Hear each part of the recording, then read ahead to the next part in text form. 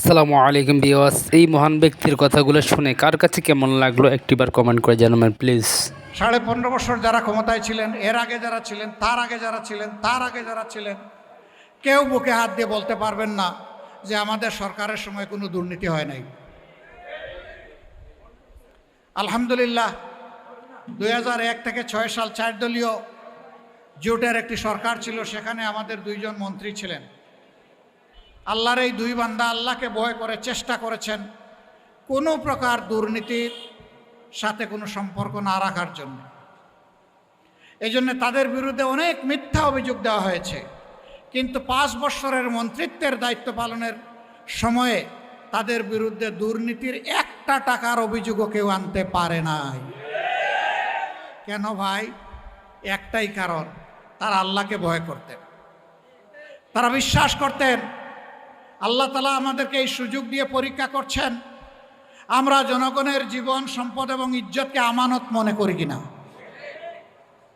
তারা জনগণের এই 3 নিয়ামতকে আমানত মনে করে চেষ্টা করেছেন, সর্বোচ্চ চেষ্টা করেছেন জনগণকে সেবা দেওয়ার। যতটুকু দিতে পেরেছেন আল্লাহ কবুল করুন। মানবিক দুর্বলতার কারণে ইচ্ছা থাকা সত্ত্বেও যদি কিছু বাকি থাকে, আল্লাহ তারও বারাকা যেন তাদেরকে দান করেন। এই 2 জনের কেউ এখন দুনিয়ায় নাই, আমরাও চলে যাব। এই জমানার মিথ্যা অভিযোগে সাজানো পাতানো একটা আদালতে তাদেরকে বিচারের নামে প্রহসন করে হত্যা করা হয়েছে। হ্যাঁ, দুনিয়ায় হত্যা করা যাবে, কিন্তু আখিরাতে কেউ কাউকে হত্যা করতে পারবে না। বরঞ্চ নিহত ব্যক্তিটাকে আল্লাহ তাআলা তার পাশে দাঁড় করায় বলবেন, এই জালেম, তুমি আসো, যে হত্যা করেছিলে আমার বান্দাকে। আল্লাহ রাব্বুল আলামিন তখন মজলুমের হাতে অস্ত্র দিয়ে বলবেন, তুমি এখন প্রতিশোধ নেওয়ার পক্ষে। যতক্ষণ পর্যন্ত পূর্ণাঙ্গ প্রতিশোধ না হবে আল্লাহ বলবেন চালায় যাও। তবে যদি আল্লাহর কোনো বান্দা আল্লাহ তাআলার এই নিয়ামত পেয়ে সে যদি বলে, আল্লাহ তোমার এই গুলামকে আমি মাফ করে দিলাম, তুমিও মাফ করে দাও, আল্লাহ তাআলা তার মর্যাদা বাড়ায় দেবে। সম্মানিত ভাইয়েরা, এই জন্যে আমাদের এত কষ্ট দেওয়া হয়েছে 15.5 বছর, কিন্তু আপনারা সাক্ষী। গত বছরের 5 আগস্ট রাতের বেলায় আমরা বলেছি, প্রিয় সহকর্মীবৃন্দ, অতীতের সমস্ত কষ্ট এখন পায়ের তলায় ফেলে দেন। কেউ কারো উপর কোনো প্রতিশোধ নেবেন না। ধৈর্য ধরুন, আল্লাহর শুকরিয়া আদায় করুন এবং দেশকে শৃঙ্খলায় ফিরিয়ে আনতে একজন দায়িত্বশীল নাগরিক হিসাবে দায়িত্ব পালন করুন। ওবায়দুল কাদের সাহেব দফায় দফায় বলছিলেন, আওয়ামী লীগ যদি ক্ষমতার থেকে সরে যায় তাহলে ক্ষমতা হারানোর 2 দিনের মাথায় আওয়ামী লীগের 5 লক্ষ কর্মীকে খুন করা হবে, হত্যা করা হবে। কেন তিনি বলেছিলেন? কারণ তারা মানুষ খুন করেছিলেন। এই জন্য তাদের ভয় ছিল যে মানুষ তাদের কাছ থেকে প্রতিশোধ নেবে। তারা রক্ত পিপাসু হতে পারে, দায়িত্ব জ্ঞানহীন হতে পারে, কিন্তু বাংলাদেশের মানুষ এই দেশকে এবং দেশের মানুষকে ভালোবাসে, এই জন্য প্রতিশোধ নেয়নি।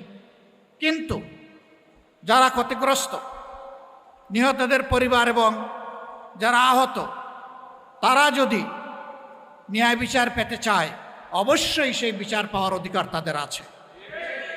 আমরা সেই বিচারের জন্য তাদের পাশে দাঁড়িয়ে লড়াই করব ন্যায় বিচার পাওয়ার জন্য। কিন্তু কেউ আমরা আইন হাতে তুলে নেব না। আবার কারণ আমি মিথ্যা মামলাও দেব না, যে মৌসুম পেয়েছি এখন ইচ্ছা মতো মিথ্যা মামলা শত শত দিয়ে এখন মামলা বাণিজ্য করে কিছু কামাই করে নেই, না, এ কাজও আমরা করব না, এটাও হারাম। সম্মানিত ভাইরা, 5 তারিখের পট পরিবর্তনের পরে সবাই যদি এই ধৈর্যটা ধরত, সবাই যদি মানুষকে সম্মান করত, সবাই যদি দেশটাকে ভালোবাসত, তাহলে রাস্তাঘাটে আজকে মানুষের কণ্ঠে কণ্ঠে, আজকে মানুষের মুখে মুখে এই কথাটা শুনতে হতো না, দেশ আজ চাঁদাবাজদের দখলে। আমরা তাদেরকে বলেছি, বিনয়ের সাথে বলেছি, ওরা কষ্ট দিয়েছে 15.5 বছর, এখন আমরাও কি মানুষকে কষ্ট দেব? এটা কি ঠিক হবে? আমরা তাদেরকে বড় অনুরোধ করেছিলাম, কে কার অনুরোধ শুনে? হ্যাঁ, আলহামদুলিল্লাহ প্রায় 3.5 কোটি মানুষের প্রিয় এই সংগঠন বাংলাদেশ জামাত ইসলামী, আমরা চেষ্টা করেছি আমাদের ডানার নিচে আমাদের লোকগুলাকে হেফাজতে রাখতে। তাদের চোখ যাতে কারো সম্পদ, কারো ইজ্জত এবং কাদের জীবনের উপর না পড়ে। এরপরে কেউ এর ব্যতিক্রম করলে আমরা তাকে ছাড় দেই নাই। আমরা দেখানো বিচার করি না, আর দেখানো বহিষ্কারও আমরা করি না। আমরা যে শাস্তি দেই এটা জীবনের তরে মনে থাকে। সকালে বিদায় করে দিয়ে বিকালে আমরা ফুলের মালা দিয়ে কাউকে কবুল করি না। সম্মানিত ভাইয়েরা, মানুষ ভুল ত্রুটির ঊর্ধ্বে নয়। ভুল এক জিনিস আর কুঅভ্যাস আরেক জিনিস।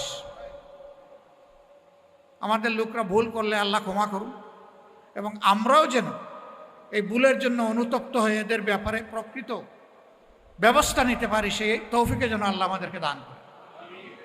আমাদের কমিটমেন্ট তিনটা। এদেশের মানুষ দফায় দফায় সবাইকে দেখেছে। সব আদর্শ, ব্যক্তির আদর্শ, দলের আদর্শ, সব পরীক্ষা নিরীক্ষা শেষ।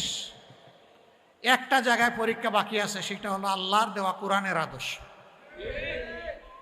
আমরা বিশ্বাস করি এবং এটিই সত্য কথা। কোরআনের আদর্শের ভিত্তিতেই যদি সমাজ পরিচালিত হয়, আলহামদুলিল্লাহ সকল দল মতের মানুষ, সকল ধর্ম বর্ণের মানুষ, তারা সব ধরনের নিরাপত্তা এবং অধিকার ভোগ করবে ইনশাল্লাহ। এই অধিকার নিশ্চিত করার জন্য আমাদের 3 দফা অঙ্গীকার। নাম্বার 1, এই দেশের গুণে ধরা শিক্ষা ব্যবস্থাকে ইনশাল্লাহ আমরা পাল্টে দিতে চাই। যেই শিক্ষা মানুষকে মানুষ বানাবে সেই শিক্ষা চাই। আমাদের 2 নম্বর অঙ্গীকার, আমরা দুর্নীতির জড় কেটে দিতে চাই। আপনারাও কি চান? আমাদের পাশে দাঁড়াবেন? সমাজকে নিয়ে দাঁড়াবেন? ইনশাল্লাহ আমরা দুর্নীতি সবাই মিলে নির্মূল করতে পারবো ইনশাল্লাহ।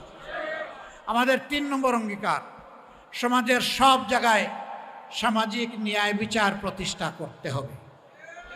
তাহলে আর রাস্তাঘাটে নেমে কাউকে অধিকারের জন্য আন্দোলন করতে হবে না। যার অধিকার সে ঘরে বসে সম্মানের সাথে পাবে।